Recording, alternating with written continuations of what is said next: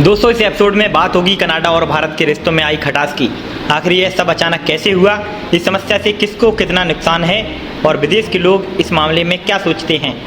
दोस्तों, खालिस्तानी आतंकवादी हरदीप सिंह निज्जर की हत्या के बाद कनाडा के बेबुनियादी आरोपों को लेकर भारत से उसके संबंधों में खटास आ गई है। कनाडा के पीएम जस्टिन ट्रूडो ने निज्जर की हत्या में भारतीय एजेंट्स के शामिल होने का शक जताया है।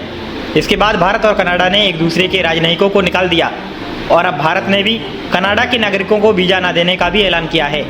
लेकिन कनाडा के प्रधानमंत्री ट्रूडो लगातार एक शब्द का इस्तेमाल कर रहे हैं, जो है क्रेडिबल एलिगेशन, यानी ठोस आरोप। यह खुद में ही विरोधाभास है। बीते शनिवार को कनाडा में अमेरिका के राजदूत डेविड कोहेन ने कहा कि फाइव आइज अलायंस ने ही निज्जर की हत्या की सीक्रेट इन्फॉर्मेशन दी थी। उसके बाद ही कनाडा के संसद में जस्टिन ट्रूडो ने भारत के खिलाफ जहर उगला। यहाँ जान लें कि फाइव आइज एक खुफिया संगठन है जिसकी स्थापना साल 1941 में की गई थी। इसमें ऑस्ट्रेलिया, कनाडा, न्यूजीलैंड, ब्रिटेन और अमेरिका शामिल है।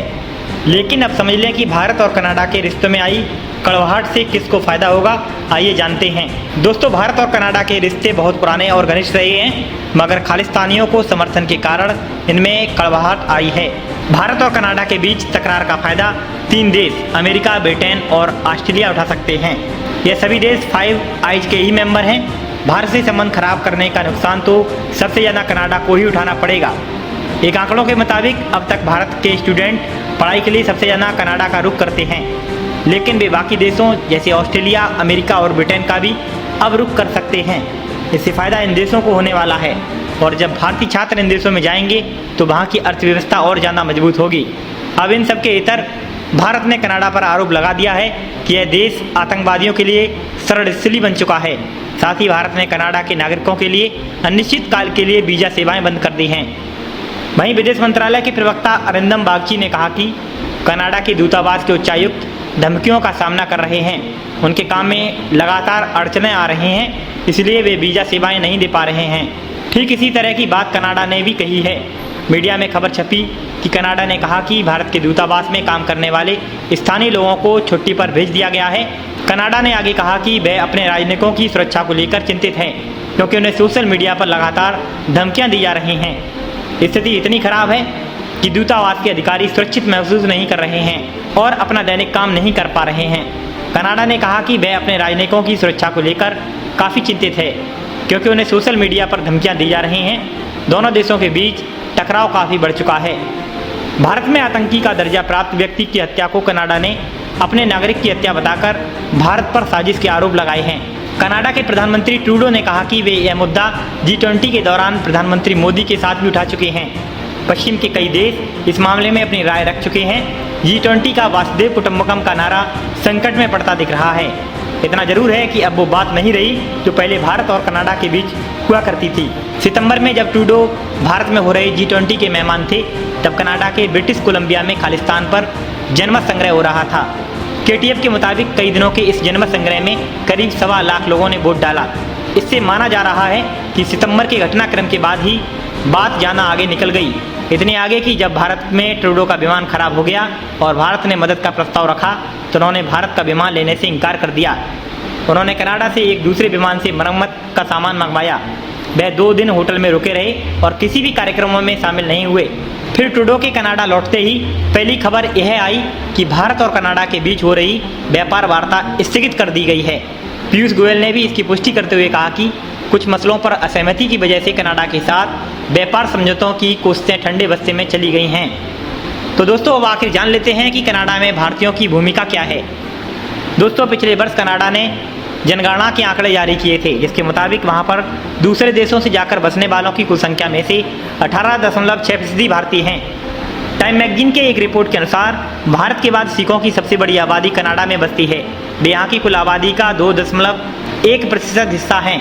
इतना ही नहीं, वर्ष 2018 से कनाडा में सबसे ज़्यादा अंतर्राष्ट्रीय छात्र भारत से ही पहुँच रहे हैं। सबसे ज़्यादा भारतीय प्रवासी कनाडा के टोरंटो, ओटावा, वाटरलू और ब्रैम्पटन शहरों में बसे हैं।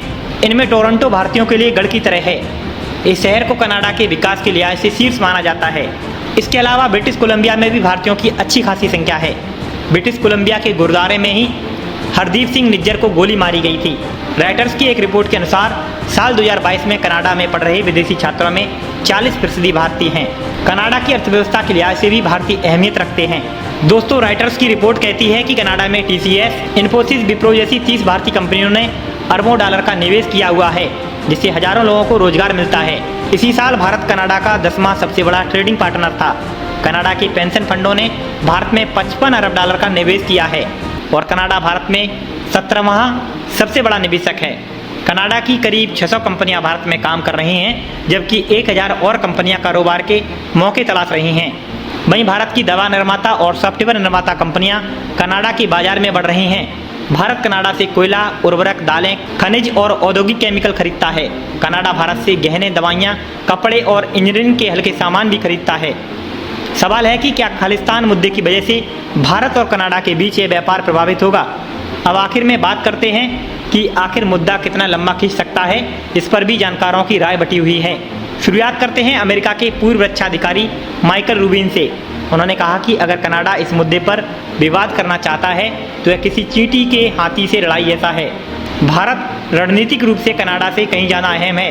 वहीं London school of African and oriental studies में राजनीति और अंतर्राष्ट्रीय संबंध पढ़ाने वाले अविनाश पालीवाल कहते हैं कि अगर आपकी खुफिया एजेंसियों ने पुख्ता जानकारी जुटा ली है कि कोई देश, भले वह आपका दोस्त हो, आपकी ज़मीन पर एक खुफिया ऑपरेशन में शामिल था, तो आप उस पर कार्रवाई करने के लिए बाध्य हैं।